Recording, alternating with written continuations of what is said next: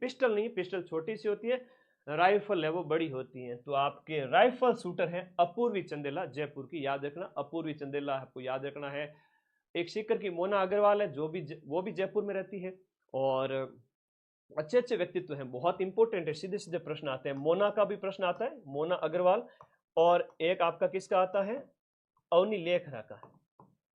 अवनी लेखरा भी आपकी जयपुर की, अवनी लेखरा, ये प्रसिद्ध व्यक्तित्व है राजस्थान के। अपूर्वी चंदेला का भी नाम आपको याद रखना है, बहुत इंपॉर्टेंट है।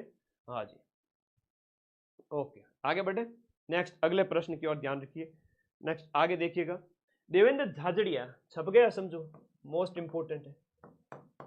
चुरू के हैं, भाला फेंक है, जेवलिन थ्रो भी ऑप्शन में दे सकते हैं आपको, जेवलिन थ्रोअर। और अभी एक प्रश्न क्या पूछ लिया, हालांकि वो प्रश्न तो गलत था, अधीनस्थ बोर्ड ने जानबूझ के गलत दिया था। क्या प्रश्न था उसमें, वो ये था कि एक ही ओलंपिक के अंदर 2 गोल्ड मेडल, एक ही पैरालंपिक के अंदर 2 गोल्ड जीते, हालांकि एक में नहीं जीते उन्होंने, अलग अलग में जीते, एक रियो में जीता है, एक 2004 के आसपास। तो पैरा ओलंपिक के अंदर 2 गोल्ड मेडल जीतने वाले अपने देवेंद्र झाझड़िया जी हैं, जो कि आपके चूरू जिले से बिलोंग करते हैं, ध्यान रखिएगा इनके संबंध में भी, ठीक है, बहुत इंपॉर्टेंट है। राजस्थान में बेटी बचाओ बेटी पढ़ाओ की ब्रांड एम्बेसडर अवनी लेखरा रही है, ये भी पैराशूटर है, और इनको हम करंट अफेयर्स में खूब पढ़ते हैं। और आपका संबंध भी कहां से है, जयपुर से है। तो शूटिंग की खिलाड़ी है, नाम है इनका क्या, हाँ इनका नाम है अवनी लेखरा। सीधा सीधा प्रश्न आता है, मोस्ट इंपोर्टेंट है, ठीक है। हाँ जी, अगला देखो, टोक्यो पैरालंपिक के समापन समारोह में कौन सा खिलाड़ी भारतीय ध्वजवाहक बना था। भारतीय ध्वजवाहक है वो कौन से खिलाड़ी को बनाया गया था आपके टोक्यो पैरालंपिक जो संपन्न हुआ उसमें अवनी लेखरा है वो बनी थी, करंट से प्रश्न पूछा गया था। हम आगे देखिएगा, राजपुताने में प्रचलित प्राचीन लिपि का क्या नाम है। राजपुताने के अंदर प्रचलित प्राचीन लिपि का नाम क्या है, ये आपसे पूछा जा रहा है। देखो हम लिपि की बात करें तो लिपि ब्राह्मी है, प्राकृत भाषा है, प्राचीन समय से चली आ रही लिपि। हमारे अभिलेखों के अंदर भी संस्कृत भाषा ब्राह्मी लिपि है ना, अशोक के अभिलेखों वगैरह की बात करें, खरोष्टी लिपि, ब्राह्मी लिपि, तो ब्राह्मी लिपि है अपने राजपुताने। डडकी उत्तर भारत में ही पूरा मानो ना, क्या दिक्कत है। डडकी है, ठाड़ी है, खैराड़ी है, ये उपबोलियां राजस्थान की कौन सी बोली से संबंधित है। ड से डडकी, ज से जैसलमेर। डीजे वाले बाबू मेरा गाना बजा दो, ये जैसलमेर की बोली है। कहाँ की है, जैसलमेर की बोली है। तो ये मारवाड़ी के अंदर आ जाती है। राजस्थान के अंदर बोलियों की अगर बात करें, भाषा साहित्य और बोलियां आपके सिलेबस में, थोड़ा सा दिमाग को खुला रखना मेरे भाई, सीधी सी बात बताता हूं। हम बात करें पूर्वी राजस्थान, तो इधर तो हो जा पश्चिमी राजस्थान के अंदर तो हो जाएगी आपकी मारवाड़ी और उसकी उपबोलियां, और इधर हो जाएगी आपकी ढूंढाड़ी और उसकी उपबोलियां। अब ढूंढाड़ी के अंदर कई सारी आ जाती है, मारवाड़ी के अंदर थड़ी है, डडकी है, गोडवाड़ी है, ये सारी आ जाती है। इवन शेखावटी भी इसके अंदर आ जाती है, लोहांद आ जाती है, थड़ी थड़ी बीकानेर में है ना, और बीकानेर के लोगों को थड़िया कह देते हैं कई बार। थड़िया ने थड़िया नहीं कहनो भाई से नो, धीरे धीरे पूछनो भाई थारो नाम की कर पड़ियो थड़ियो। तो सीधी सी बात है, बीकानेर वालों को थड़िया बोलते हैं, जैसलमेर वालों को यहाँ डड की बोली है, यहाँ थड़ी बोली है, गोडवाड़ी है। तो पश्चिमी राजस्थान की बोली कौन सी, मारवाड़ी, सीधा सा समझ लो। और इसकी जो साहित्यिक भाषा है ना उसका नाम है डिंगल, इसकी साहित्यिक भाषा डिंगल है, और इसकी जो साहित्यिक भाषा है वो पिंगल है। अब ये प्रश्न भी कई बार आता है, तो पूर्वी राजस्थान के अंदर जो साहित्य लिखा गया वो आपके पिंगल नाम से है ना, पिंगल साहित्य आप कह सकते हो। ये तो आरएस मेंस में भी आता है, याद करना ही नहीं है, बस मेरा डर ही काफी है, ठीक है ना। हाँ डरो को नहीं मांग भाई, सीधी सी बात है, कह रहा हूं बस, हाँ नजर नीचे होनी चाहिए, गुरु जी कह रही है ना, सीधी सी बात है। जब विद्या ददाती विनयम, गुरु जी के प्रति समर्पण भाव है, विनम्रता का भाव है, तो पढ़ाई अपने आप आती है। तो पिंगल याद रखना, डिंगल याद रखना, ये साहित्यिक भाषा हो गई, इधर ये पश्चिम की हो गई और वो उधर पूर्वी हो गई। तो ये इधर सीधा सीधा प्रश्न आ जाता है, फिर इसके अंदर की बोलियां पूछ लेते हैं। रांगड़ी बोली किसका मिश्रण है। अब देखो ये मामा का मिश्रण है, मामा रांगड़ है, मामा क्या है, रांगड़ है, माँ से मारवाड़ी, माँ से मालवी, तो मामा है वो रांगड़, ऐसे याद रखो, मालवी मारवाड़ी। अब राजस्थान की इस क्षेत्र की अगर हम बात करें, यहाँ पर बोली जाती है, झालावाड़ वाला क्षेत्र वगैरह वहां पर है वो आपके, ये बोली जाती है। सुमेलित करनी है था लोगों ने इन बोलियन है, ठीक है, एकदम परफेक्ट लाइव है, लास्ट टाइम में तो आवे ही आवे, ठीक है। कल 15,000 लाइव भी आएंगे, चिंता मत करो, एकदम जेन्युइन बढ़िया वाले हैं, चिंता ही मत करो। हाँ, 10 दिन पहले जब अपने 4,000 ले चल रहे थे उस समय डरने की आवश्यकता थी, अब कोई नहीं। एक सब्जेक्ट खत्म करूंगा तब तक मैं भी नहीं बोलूंगा, एक सब्जेक्ट खत्म करूंगा तब तक तुम लोग भी नहीं बोलोगे। चिंता से एकदम फ्री होकर के फोन को हॉरिजॉन्टल रख के बैठो और चल मेरी डोल की डमाक के डम, किसका जिंटिया किसका तम। बागड़ी की बात करें दिए गए ऑप्शन के अनुसार, दिए गए ऑप्शन के अनुसार देखो बागड़ी जो है ना वो हनुमानगढ़ करना, लेकिन वागड़ी की बात करें, वागड़ी की बात करें तो ये आपके दक्षिणी राजस्थान बांसवाड़ा डूंगरपुर करना, बांसवाड़ा, बांसवाड़ा डूंगरपुर। ये बांसवाड़ा डूंगरपुर वागड़ी है, लेकिन बागड़ी और हनुमानगढ़ में बोली जाती है आपके बागड़ी। जगरौती की बात करें, जगरौती है तो जगरौती करौली, मात्रा का थोड़ा ध्यान रखो आराम से, ये रही मात्रा, जगरौती करौली में। धावड़ी, धावड़िया लोग भी कहते थे, तो ये धावड़ी उदयपुर के अंदर, मेवाड़ में धावड़िया। और गोडवाड़ क्षेत्र है पाली और सिरोही वाला, गोडवाड़ है वो पाली और सिरोही वाला। बिल्कुल सीधा सिंपल क्वेश्चन है, 1 3 4 2, 1 3, सी के सामने, सी के सामने 2 आएगा, सी के सामने यहां पर 2 करिए, सी के सामने यहाँ 2 आएगा और डी के सामने यहाँ 4 आएगा, ठीक है, ओके। सिंपल सिंपल सी बोलियां है, राजस्थान में कटे बोली जाए। 40 क्वेश्चन हिस्ट्री कल्चर ज्योग्राफी, हमें 40 में से 40 सही करने हैं। अहिरवाटी बोली राजस्थान के कौन से क्षेत्र में बोली जाती है? राजस्थान का जो ये इलाका है, यहां पर इस क्षेत्र के अंदर बात करें, मेवात क्षेत्र के अंदर, जहां पर डूंगर, ये आपका अलवर, भरतपुर, खैलतल, तिजारा, डीग वगैरह जिले आ जाते हैं। मेवात, जहां पर रसिया, बमरसिया, मेवाती बोली, लालदास जी फेमस है। तोरावाटी जो है वो आपकी बोली प्रचलित है। तोरावाटी बोली की बात करें, तोरावाटी तंवरवंशी राजपूत यहाँ रहा करते थे, इस वजह से ये आपका जो है तोरावट क्षेत्र कहलाया, उसके नाम पर ये आपका जो क्षेत्र हो गया, ठीक है।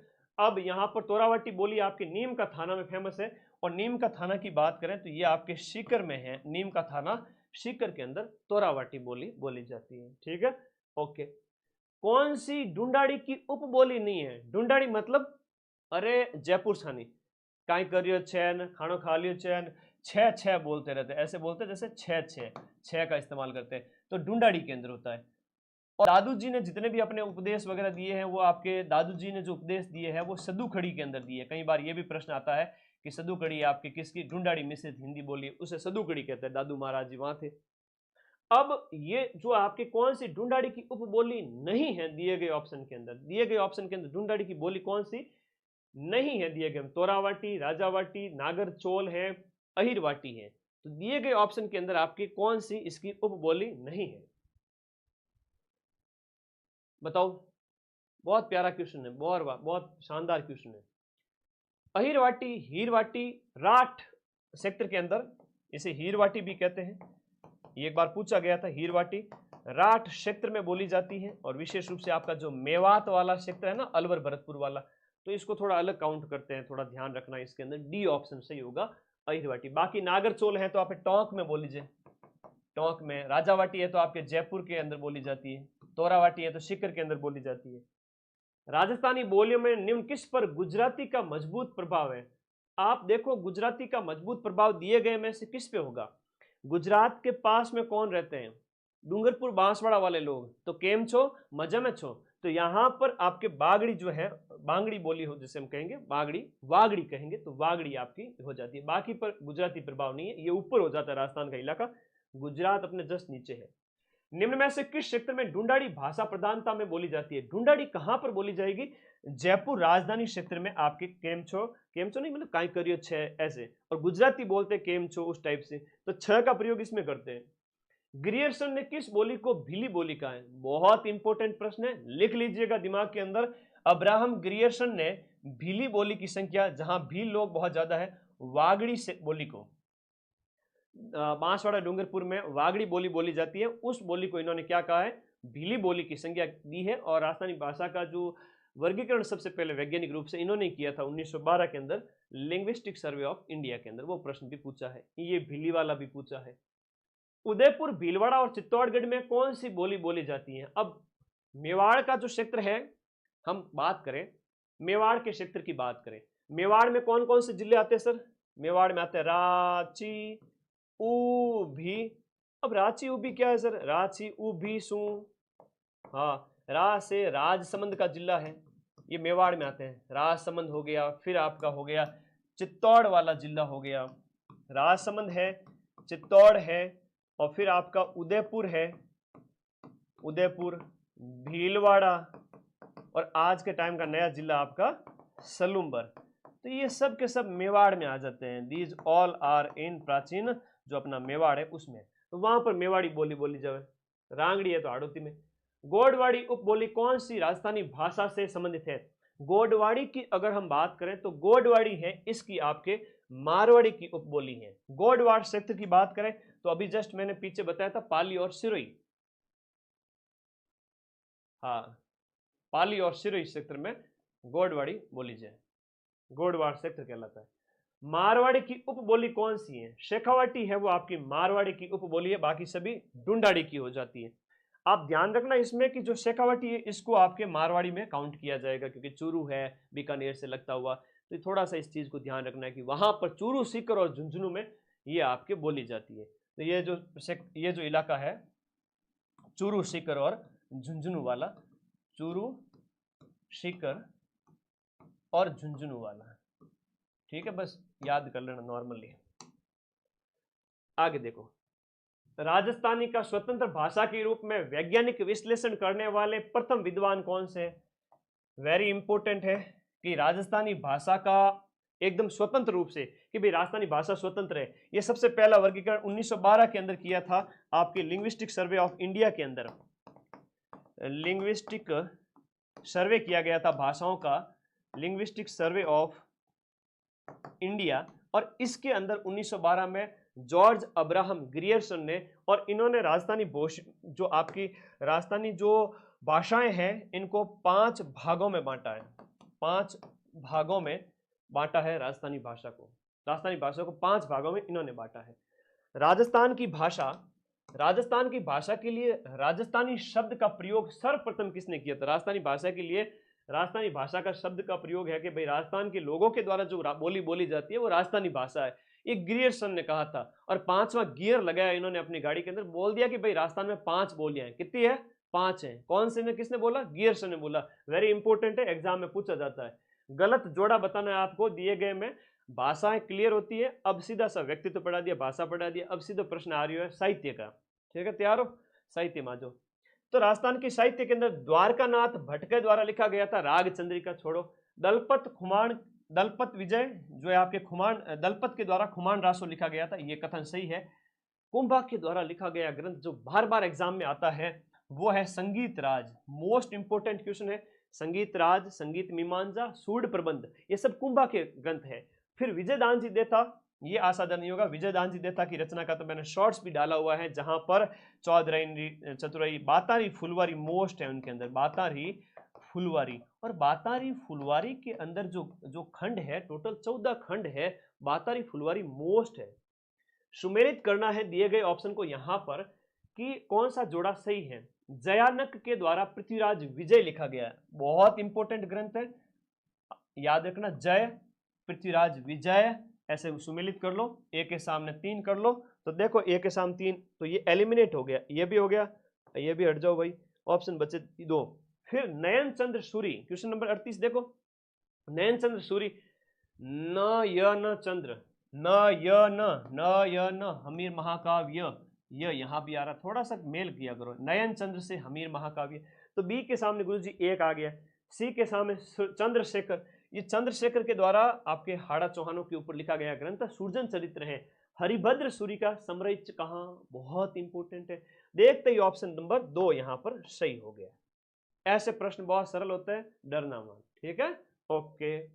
कौन सा प्रसिद्ध उपन्यास राजस्थान के नथमल जोशी के द्वारा नहीं लिखा गया? अभी एक पेपर हुआ उसमें पूछ लिया, एक बींदनी 2 बींद, एक बींदनी 2 बींद, एक वाइफ के 2 हस्बैंड, ये रचना किसकी है? महाराजस्थानी के अंदर ये रचना है, एक बींदनी 2 बींद है, और आबे पटकी है, ये दोनों के दोनों इसकी है, किसकी है? मतलब दोनों, ए और जो है नतमल जोशी की रचना है। ऑप्शन इसके अंदर दोनों है, ठीक है। अधीनस्थ बोर्ड भी कई बार गलती करेगा, तो इसलिए मैं आपको ट्रेंड कर रहा हूँ। Option 1 and 3। एक बींदनी दो बींद, ये प्रश्न अभी जस्ट 1 महीने पहले पूछा है अधीनस्थ बोर्ड ने।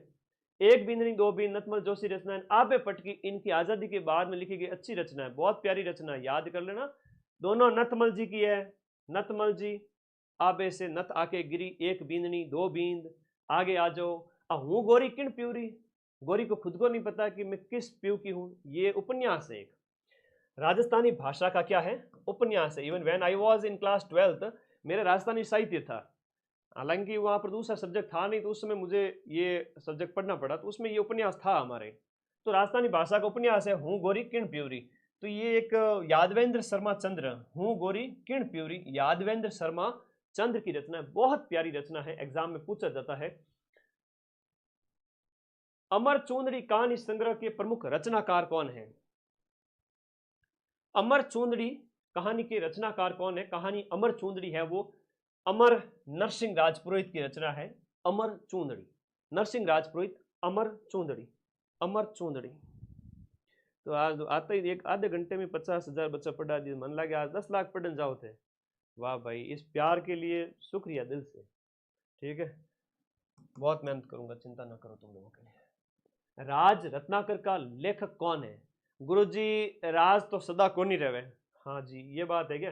तो राज का लेखक कौन हो गया गुरुजी। राज सदा नहीं रहता है, राज है वो कई बार आता है जाता है। मेवाड़ के संबंधित है आपका ग्रंथ है, मेवाड़ के गुहिलों से संबंधित है राज रत्नाकर, राज रत्नाकर, ठीक है। आगे आ जाओ। अच्छा, नतमल जोशी द्वारा नहीं लिखा गया है भाई भोले बालक, इसमें कह रहा है कि नतमल जोशी द्वारा नहीं लिखा गया, तो रसमल जोशी द्वारा नहीं लिखे गए, 2 और 3 नहीं लिखे, 2 और 4 नहीं लिखे गए, कॉमन बात है। तुम लोग डिस्टर्ब मत करना मेरे को इस बार, मैं इन्फॉर्मेशन बता देता हूँ, है ना। रात में सिर्फ 4 घंटे नींद ली हुई है ना, आज फिर जगूंगा तुम लोगों के लिए, है ना। शक्ल से ही पता चल रहा है, थोड़ा पेशेंस धरो। राव जयसिरो छंद है, इसके लेखक कौन है। बड़ा प्यारा ग्रंथ है राव जयसिरो छंद, उसके लेखक हैं आपके बीटू सूजा है, बीटू सूजा है। और बांकीदास की बात करें तो जोधपुर के जो मानसिंह के दरबारी कवि थे, और ये दरबारी कवियों वाला प्रश्न पूछा जाता है एग्जाम के अंदर, वापस से आएगा।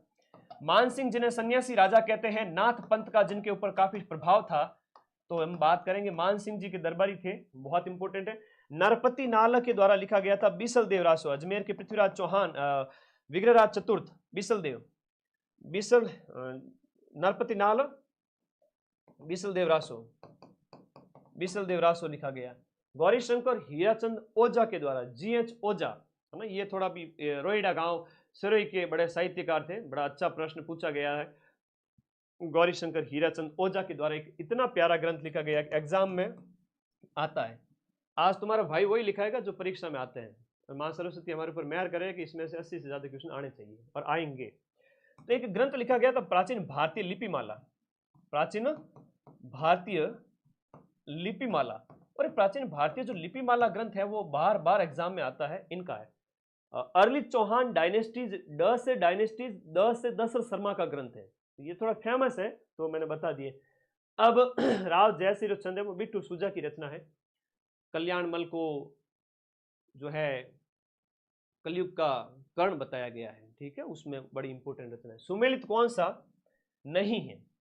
बीसल देव रासो नरपति नाल की रचना है। सरदार सरदार कितने आदमी थे, 20 नर थे, ठीक है जी। खुमान रासो दलपत विजय की रचना है, मेवाड़ के संबंधित। बैली कृष्ण रुक्मणी जी मोस्ट इंपोर्टेंट है, बीकानेर के राय सिंह जी के भाई थे अपने पृथ्वीराज जी राठौड़, और पृथ्वीराज जी राठौड़ जिन्होंने अपना ये जो पृथ्वीराज जी राठौड़ की बात करें, इसमें हम बात करें पाथल और पीथल, महाराणा प्रताप जी को जो संज्ञा देते हैं ना पाथल, इस तरह से इनको भी कहा गया है, ठीक है। और राज जयसिरो छंद है वो बिट्टू सूजा का है, शिवदास गार्डन का नहीं है। इन शिवदास गार्डन की रचना है वो अचल दास खींची की वचनी का है, अचल दास खींची, अचल दास खींची की वचनी का, जो अपने गागरोन झालावाड़ के जो शासक थे, बहुत इंपॉर्टेंट ग्रंथ है, और आपकी हर पारी में अभी तक तो जो मैं पढ़ा चुका हूं उसमें से 5 से 7 प्रश्न हर पारी में छप चुके हैं। द अर्ली चौहान डायनेस्टीज रटना ही नहीं है, डी से डायनेस्टीज, डी से दशरथ शर्मा, डी से दशरथ शर्मा, चौहानों के बारे में ग्रंथ लिखा है। समरहित जहां, ये ग्रंथ किसका है? हरिभद्र सूरी का है। समरहित जहां, ये ग्रंथ किसका है? हरिभद्र सूरी का है। वीर विनोद वाला ग्रंथ अधीनस्थ बोर्ड ने अभी जस्ट पूछा था कि भाई वीर विनोद के जो लेखक हैं ये आपके सूरी, बात करें आपके वीर विनोद श्यामल दास जी ददीवाड़िया, मेवाड़ के महाराणा थे अपने शंभू सिंह, मेवाड़ के महाराणा शंभू सिंह और उनके पुत्र सज्जन सिंह।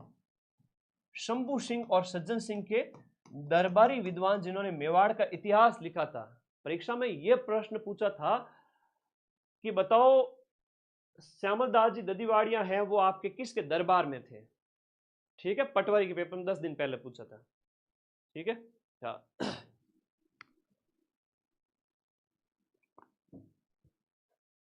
याद रखना, बहुत प्यारा क्वेश्चन है। और वंश भास्कर रचना है सूर्यमल मिश्रण की। निम्न में से कौन सी रचना,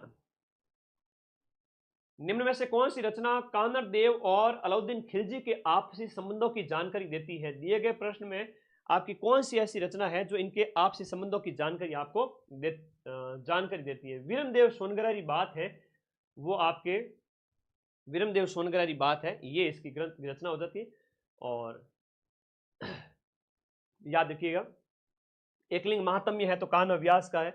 हिस्ट्री कल्चर में मैं थोड़ा समझाते हुए चलूंगा क्योंकि 12 घंटे वाली क्लास फिर से शेयर करूंगा टेलीग्राम में, तो उसका भी रिवीजन कर लेना। अभी इतना टाइम है नहीं कि मैं विस्तार से बता सकूं। ठीक है, सिर्फ मैं बोलूंगा। हमीरायण के रचिता कौन है? जो ग्रंथ है आपका हमीरायण, हमीरायण के रचिता है वो आपके पद्मनाभ है। बाकी चंद्रबरदाई का पृथ्वीराज रासो है ना, बहुत इंपॉर्टेंट है, एग्जाम में सीधा सा आता है। पृथ्वीराज रासो चंद्रबरदाई की रचना है, याद रखिए। कानरदेव प्रबंध का रचिता, कानरदेव प्रबंध, पद्मनाभ, इसके द्वारा कानरदेव प्रबंध लिखा गया था। वेरी इंपॉर्टेंट है, जालोर के कानरदेव के बारे में जानकारी देता है कानरदेव प्रबंध, कानरदेव प्रबंध। वीर विनोद नामक ग्रंथ के प्रणेता कौन है? अब ये वीर विनोद ग्रंथ आपके श्यामल दास जी ददीवाड़िया ने मेवाड़ का इतिहास लिखा है। इसमें किसका? मेवाड़ का। नीचे कुछ लेखक दिए गए हैं और आपको सही मिलान करना है, लेखन के साथ सही मिलान की पहचान कीजिए। वंश भास्कर है वो आपके किसकी रचना है? आपके वंश भास्कर सूर्यमल मिश्रण की रचना है। तो यहां पर तो आ जाएंगे अपने सूर्यमल जी, सूर्यमल। चेतावनी चुंगटिया है वो आपके केसरी सिंह बारट की रचना है, केसरी सिंह बारट की रचना है। वीर विनोद है श्यामल दास ददीवाड़ी की रचना है। पद्मावत अभी जस्ट पढ़ा। तो इस तरह से याद रखिएगा, ये आपका जो है सही कौन सा है? सी है। बिज्जी किस साहित्यकार का जो उपनाम है? बिज्जी की बात करें, विजयदान जी देथा, विजयदान जी देथा का उपनाम बिज्जी है और इनकी रचना है बाता की फुलवाड़ी, बातारी फुलवाड़ी इनकी रचना है। बातारी फुलवाड़ी ग्रंथ के रचिता कौन है? विजयदान जी देता है, विजयदान जी देता है। और इनके 14 खंड हैं। कितने खंड है? 14 खंड है। लीलटास लेखक के रचनाकार कौन है? लीलटास होगी। और एक प्रश्न जो पूछा जाता है वही बता देता हूं, मीमजर है, धरती दोरारी है, धरती दोरारी, धरती दोरारी, मीमजर, लीलटास। कन्हैयालाल जी सैल है, सेठिया है। थोड़ा ढंग से देख करके ऑप्शन को सही करना। मैं नींद कम लूंगा चलेगा, तुम लोग नींद ज्यादा लेना। कन्हैयालाल जी सेठिया। और पाथल और पीथल, पाथल और पीथल भी इनकी रचना हो जाती है। ठीक है। 1987 का सूर्यमल मिश्रण पुरस्कार कन्हैयालाल सेठिया की कौन सी रचना को दिया गया? 19 जो अपना ये पूछ रहे हैं कि आपका किस रचना को दिया गया था, बताओ। कन्हैयालाल सेठिया की कौन सी रचना को दिया गया था? सूर्यमल मिश्रण पुरस्कार है वो आपके शब्द रचना को दिया गया। बाकी लीलटास है, निर्गंथ है, धरती दोरारी, सारी की सारी इन्हीं की रचना है, बहुत इंपॉर्टेंट है, सीधा सीधा पूछा जाता है। धरती दोरारी ये रचना किसकी है? ये भी आपके कन्हैयालाल जी सेठिया है। हाँ बिल्कुल, मारो मारो हेलो, लीलटास, निर्ग्रंथ, मीमजर, सब आपके कन्हैयालाल जी सेठिया की रचना है, याद रखिएगा। निम्न में से कौन सा युग्म आपका सही सुमेलित नहीं है? नरपति नालक की रचना बिसल देव रासो है, गिरधर आसिया सगत रासो, दौलत विजय हुमान रासो और कायम खान रासो है। जान कवि की रचना है। किसकी रचना है? हाँ, जान कवि की रचना है, जान कवि की रचना है। कायम खान रासो है, दलपत विजय वगैरह हो गया, गिरधर आसो, सगत रासो, सगत रासो शक्ति सिंह, जो महाराणा, हम बात करें शक्ति सिंह महाराणा प्रताप के भाई, उनके ऊपर लिखा गया। तो और बिसल देव रासो विग्रहराज के ऊपर, है ना। तो अपने सीधे सीधे तरीके से समझे। बिसल देव रासो की मुख्य महिला पात्र कौन है? तो राजमती, रानी राजमती है वो आपके बिसल देव रासो की मुख्य महिला पात्र है। मतलब बिसल देव की मित्री थी, उनकी रानी है कह सकते हो, इनकी प्रेम कहानी है ना, ध्यान रखिएगा, बहुत इंपॉर्टेंट है, बहुत इंपॉर्टेंट है। अगला प्रश्न देखिएगा, राजस्थानी साहित्य में रियासतों के शासकों ने अपने पराक्रम, अपनी विजयों और अपने अन्य महत्वपूर्ण कार्यों का लेखा जोखा अपने इतिहासकारों से लिखवा करके संजोया है, ये किस नाम से जाना जाएगा? ये कौन से नाम से जाना जाएगा? अपनी जितनी भी पराक्रम है, अपनी प्रसिद्धियां है, उपलब्धियां है, वो ख्यात नाम से, है ना। मारवाड़ जैसे विगत भी है, ख्यात भी, लेकिन ख्यात है उसमें सारी चीजें आ जाती है, काफी सारी विधाएं हैं वो मिलती जुलती है। झड़ुला एक संस्कार है, राजस्थान के सामाजिक जीवन आपके सिलेबस में है।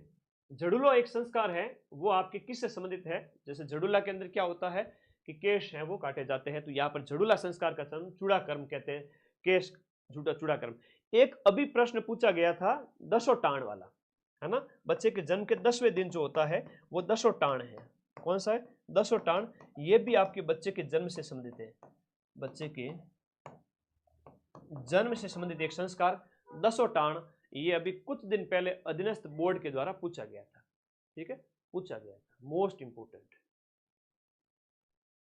आगे देखो, बहुत प्यारा क्वेश्चन है। निम्नलिखित में से किस राजस्थानी परंपरा में विवाह से पहले दुल्हन और दूल्हे को धागे से बांधा जाता है और विवाह के बाद धागा हटा दिया जाता है?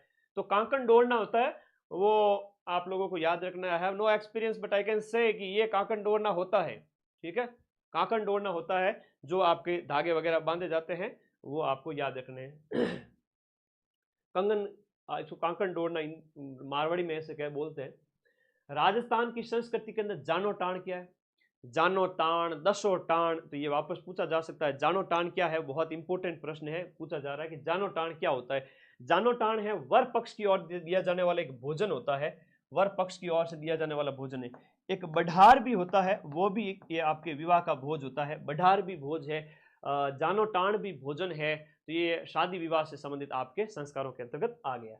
राजस्थान की संस्कृति के अंदर मुगदना क्या है? मुगदना भी विवाह से संबंधित है, और भोजन पकाने के लिए जो लकड़ियां जो विनायक स्थापना के बाद में जो लाई जाती है ना, शादी समझ, ये छोटी छोटी चीजें हैं, राजस्थान की कला संस्कृति गलत मत करना।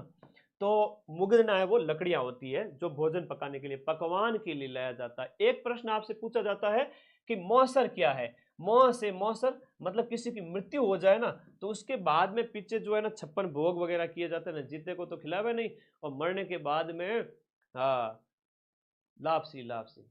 ओके, अगला देखो बेटा, एक होता है मौसर और एक होता है जौसर। किसी को अपने बच्चों पे भरोसा नहीं हो कि भाई तुम लोग करोगे कि नहीं करोगे पता नहीं, तो जीवित व्यक्ति के पीछे जो भोजन किया ना, जीवित व्यक्ति अगर अपना जो मृत्यु भोज करवाना चाहे उसके द्वारा वो जौसर कहलाता है। राजस्थान की संस्कृति के अंदर आपका बढ़ार क्या होता है? ये बढ़ार जो है वो आपका क्या होता है? तो ये सामूहिक प्रतिभोज होता है, आफ्टर शादी जो दिया जाता है ना, भाई आओ दावत, तो बढ़ार कहलाता है वो। रीति रिवाज के अंदर एक आणो शब्द क्या होता है? आणो मतलब, अब कई शहर वाले बच्चों को तो पता ही नहीं होता है आणो क्या होता है। गुरुजी आणो मतलब come, yes, you come in and take her with, take her, सीधी सी बात है, उसको लेके जाओ, टेक हर विद यू, तो अपनी वाइफ को लेके जाओ, आओ और लेके जाओ। नाबालिग में शादी हो गई थी बालिग अवस्था के अंदर, तो ये आपका क्या है? बचपन में एक शादी हो गई थी, विवाह के बाद में दुल्हन को दूसरी बार ससुराल भेजना, ये होता है। और पहला है कि दुल्हन पक्ष द्वारा वर की बारात का डेरा देखने जाते समय एक गीत गाया जाता है, उसे हम कहते हैं जला गीत। क्या कहते हैं?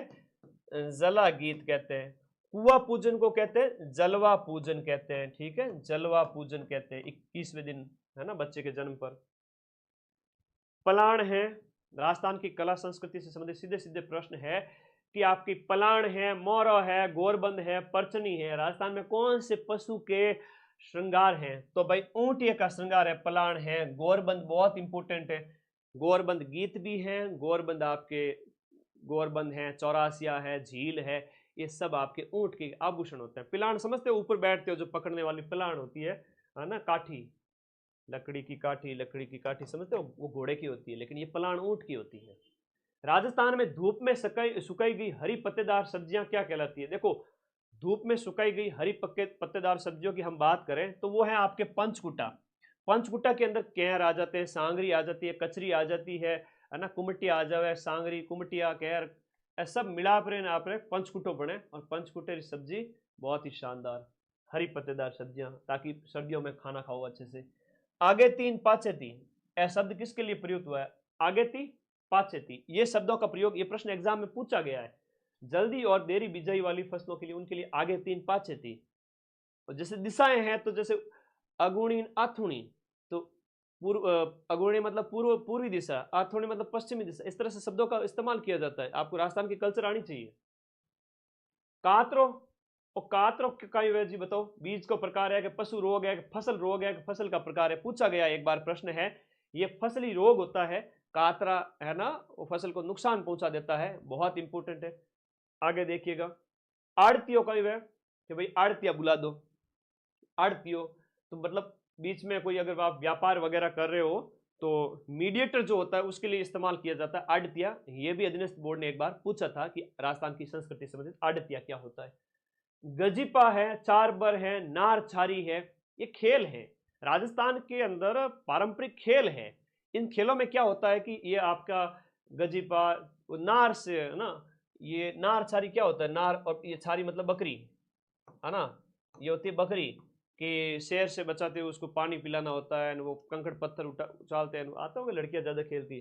तो ये आपके खेल है, पारंपरिक खेल है राजस्थान के। गंजीपा, चार बर, नारी, ये नार छारी वगैरह, ये सब पारंपरिक खेल होते हैं। मारदड़ी भी एक खेल है जो स्कूलों में जब कभी भी हम जाते थे, ठीक है भाई दड़ी वड़ी बना ली, मारदड़ी, संतोलिया, ये सब खेल है। ये प्रश्न भी पूछे गए हैं अधीनस्थ बोर्ड द्वारा। राजस्थान की संस्कृति के अंदर ओरण क्या होते हैं? देखो, ओरण है वो गांव के अंदर देवी देवताओं के लिए छोड़ी गई जमीन होती है। पर्यावरण संरक्षण की परंपरा आप इसे कह सकते हो। क्या कह सकते हो? पर्यावरण संरक्षण की एक परंपरा आप इसे कह सकते हो, जहां देवताओं के नाम जमीन छोड़ी जाती है। देवताओं के नाम पर गांव में जमीन छोड़ना, गांव में जमीन छोड़ना, ये आपके क्या कहलाता है?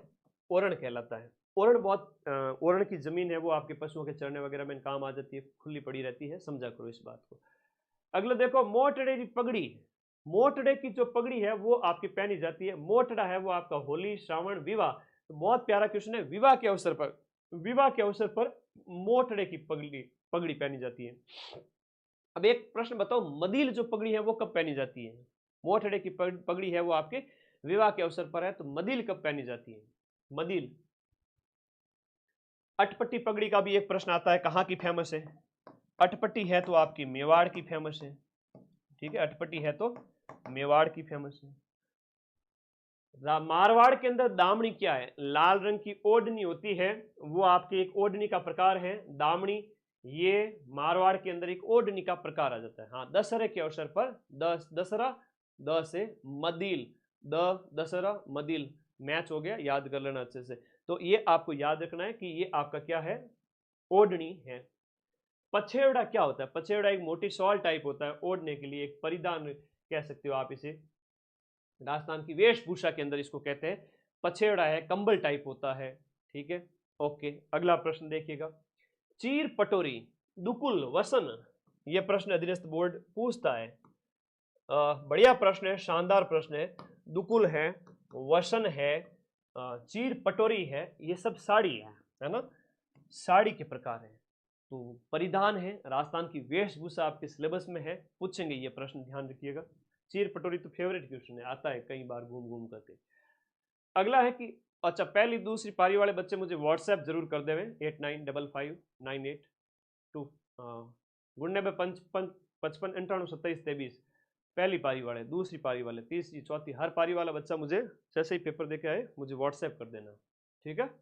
हाँ, पहले भी कर सकते हो सर, मैं इस पारी का हूं, आज ही कर देना। राजस्थान में पोमचो जो है ना वो क्या है? फेवरेट क्वेश्चन है, वेरी इंपॉर्टेंट है, वापस से पूछा जाएगा। राजस्थान के अंदर आपका पोमचा क्या है? पोमचा जो है, जो जच्चा जिसे माँ कहते हैं, आफ्टर प्रेगनेंसी, बच्चे के बर्थ के बाद में पोमचा पहनाया जाता है। और एक तो होता है पीला पोमचा, प्रश्न आता है पीला पोमचा। पीला पोमचा है वो बेटे के जन्म पर, और एक होता है गुलाबी पिंक, और तो पिंक पोमचा है वो बेटी के जन्म पर। तो ये तो हो गया बच्ची के जन्म पर, और ये हो गया आपके बच्चे के जन्म पर, या हम जिसे कहेंगे बेटे के जन्म पर। अरे भाई लिख लीजिए बेटे के जन्म पर, ठीक है, बेटे के जन्म पर पोमचा। और चीड़ का पोमचा है तो विधवा महिलाओं के द्वारा पहना जाता है। यह भी अच्छा प्रश्न है, ध्यान रखिएगा, ठीक है। पोमचा शेखावटी में ज्यादा फेमस है, विशेष रूप से आदिवासी महिलाएं पहनती है और कई जगह जाट महिलाएं भी पहनती है। अच्छा प्रश्न है, बार बार आता है। अरे चिंता मत करो, हम किसी रूल को नहीं मानते, तुम टेंशन मत लो, तुम मुझे व्हाट्सएप कर दिया करो, ठीक है ना। मदन सर को हल्के में ले रहे हो क्या? हाँ, सीधा सुप्रीम कोर्ट जा सकता हूँ, ध्यान रखना बच्चों के लिए। तो अच्छे अच्छे डरते हैं, ज्यादा नहीं बोलूंगा, आगे आ जाओ। उदयसाई है, उदयसाई है, अमरसाई है, खंजरसाई है, विजयसाई है और शाहजहानी है। ये सब क्या है? ये पगड़ियों की शैली है। जिस क्षेत्र में जो पगड़ी पहनी जाती थी उसके लिए उस शब्द का इस्तेमाल किया गया है, उसके लिए उस शब्द का इस्तेमाल किया गया। ये सारी की सारी क्या होती थी? पगड़ियां होती थी, ध्यान रखना है। राजस्थान की पगड़ियों की अलग अलग शैलियां हैं। आगे देखो, राजस्थान की वेशभूषा में कसुमल शब्द का इस्तेमाल किसके लिए किया जाता था? कसुमल, कसुमल प्रश्न बहुत इंपॉर्टेंट है ना। ये लाल रंग के लिए इस्तेमाल किया जाता था, लाल रंग के लिए, लाल रंग के लिए कसुमल शब्द। कसुमल, ल से लाल, लाल में दो लाल हैं, ल याद रखना। कौन सा वाद्य यंत्र अलग है? ऐसा अगर प्रश्न आ जाए तो वाद्य यंत्र अलग में चार प्रकार के, एक तो फूंक मार के बजाए जाने वाले ने, एक तार वाले, और एक आपके चमड़े वाले, एक आपके धातु या लकड़ी वाले, अवनद, घन, तत्, सुशिर। तो हम बात करें शहनाई है, मशक है, खड़ताल है, अलगोजो, तो ये सब जो है, खड़ताल की बात करें धातु का बना हुआ है, इसे घन वाद्य यंत्र की श्रेणी में चला जाएगा। खड़ताल या करताल वगैरह है वो घन वाद्य यंत्र में चला जाएगा, और बाकी सभी सुशिर वाद्य यंत्र के अंदर चले जाएंगे। सुशिर मतलब हवा से जो बजाए जाते हैं, और ये हैं आपके धातु और लकड़ी के बने होते हैं, ठीक है, ओके। कमायचा नाम का जो वाद्य है वो राजस्थान के कौन से संप्रदाय के द्वारा बजाया जाता है? बहुत प्यारा प्रश्न है, रावण हत्था का भी आ जाता है, कमायचा का भी आ जाता है, बताइए दिए गए में यहां पर।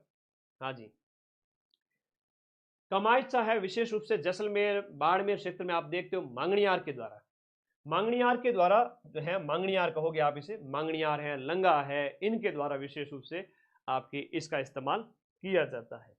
निम्न में से किस वाद्य यंत्र को भेरी भी कहा जाता है? अब भेरी क्या है? रणभेरी। अब जब युद्ध जब छिड़ जाता था तो ऐसे फूंक लगा करके जोर से बजाया जाता था कि इंफॉर्मेशन आगे पहुंच जाए। तो भेरी जो है ना, वो आपका क्या है? ये एक तरह की क्या है? भूंगल है। भेरी भूंगल कहोगे, भेरी भूंगल, रणभेरी एक ही प्रकार के हैं, ठीक है। बाहुबली देख देखा तुमने, कटप्पा रणभेरी फूंक दो, तो वो वाली बात है, तो ये समझो। नड़ क्या है? नड़ एक सुशिर वाद्य यंत्र होता है, नड़ एक सुशिर वाद्य यंत्र होता है। और नड़ की बात करें, एक लंबी बांसुरी होती है, एक लंबी बांसुरी होती है। इसके लिए फेमस जो कलाकार हैं उनका नाम है आपका कर्णा भील। क्या नाम है? कर्णा भील। कर्णा भील है वो आपके इसके फेमस है, वो कलाकार थे। अलवर जिले के जोगी जाति के लोगों के द्वारा कौन सा वाद्य यंत्र, मेवात क्षेत्र के अंदर जोगी जाति के लोग हैं वो कौन सा वाद्य यंत्र बजाते हैं? मेवात के फेमस है आपका, देखो, भपंग। और भपंग एक तत्व वाद्य यंत्र की श्रेणी के अंदर आता है। इसमें भी एक तार होता है, काख में दबा करके इसको बजाया जाता है और टम टम की आवाज आती है। और भपंग का जादूगर कहते हैं जहूर खां मेवाती को।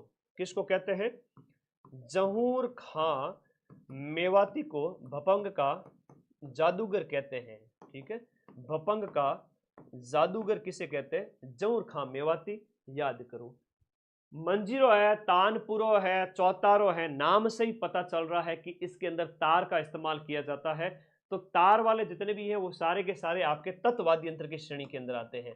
तो मंजीरा, तानपुरा, चौतारा है वो आपके कौन से जो है नृत्य के अंदर इस्तेमाल किए जाते हैं?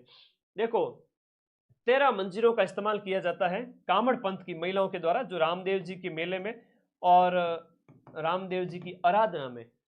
तो 4 हैं, हाथों में होते हैं, बाकी दाहिने पैर में बांधे होते हैं 9। तो इस प्रकार से आप लोगों को याद रखना है, बहुत इंपॉर्टेंट है, ठीक है। 13 ताली नृत्य कामड़ पंथ की महिलाएं करती हैं रामदेव जी की आराधना में, और मंजीरा है वो हाथों में होते हैं, छोटे छोटे मंजीरे होते हैं बाबा के, याद रखना है। अगला प्रश्न देखो रे, देवनारायण जी की फड़ के वाचन के समय कौन से वाद्य यंत्र का प्रयोग करते हैं? देवनारायण जी की फड़ जब बाजते हैं ना, तो वो भोपे जो है ना, वो आपके गुर्जर जाति के विशेष रूप से बगड़ावत, तो ये आपके जंतर वाद्य यंत्र का इस्तेमाल करते। जंतर काफी बड़ा होता है, 2 तुम्बे लगे होते हैं, उसको ऐसे गले में लटका के बजाना पड़ता है, ठीक है ना। तो ध्यान रखना है इसका, देवनारायण जी की फड़ वाचन के समय। देवनारायण जी की फड़ वाचन के बाद में सबसे बड़ी फड़ है ना, देवनारायण जी की फड़ है सबसे बड़ी है। सबसे लोकप्रिय करें तो वो आपकी पाबू जी की हो जाएगी, ठीक है। अरे चिंता मत करो, इतनी खतरनाक पीडीएफ बनाऊंगा इसको, तुम तो खुश हो जाओगे। बस 80 क्वेश्चन मेरा मिलाने का टारगेट दिया है ना, ऐसे ही हवा में थोड़ी कहता हूँ क्वेश्चन मिलाऊंगा हर एग्जाम में, सेकंड ग्रेड को भी नहीं छोड़ा। तो ये क्या है? मुंह के द्वारा बजाए जाने वाले वाद्य यंत्रों में निम्नलिखित में से कौन सा नहीं है? मुंह के द्वारा बजाया जाना, मुंह के द्वारा बजाए जाने में आपका मशक है, शतारा है, अलगोजा है। मुंह मतलब फूंक मार के जो बजाए जाते हैं। लेकिन रबाब है, रबाज है, जंतर है, ये आपका गुजरी है, कमायचा है, ये आपका रावण हत्ता वगैरह हो गए, ये सब तत्व वाद्य यंत्र की श्रेणी में आते हैं। कौन से में आते हैं? तत्व वाले में। कौन सा वाद्य है वो अवनद्द वाद्य यंत्र की श्रेणी में आते हैं। अवनद्द है जिसे हम कहते हैं चमड़ा जिसमें इस्तेमाल किया जाता है, एक घेरा होता है उसमें, जैसे चंग हो गई, ढोलक हो गई, तो ये आपका अवनद वाद्य यंत्र की श्रेणी में आपका मांदड़ है, मंजीरा है, जंतर है, तंदुरा है। तो ये तो आपका घन में आ गया, ये दोनों तत्व में आ गए। मांदड़ है वो आपके ढोलक की तरह होती है।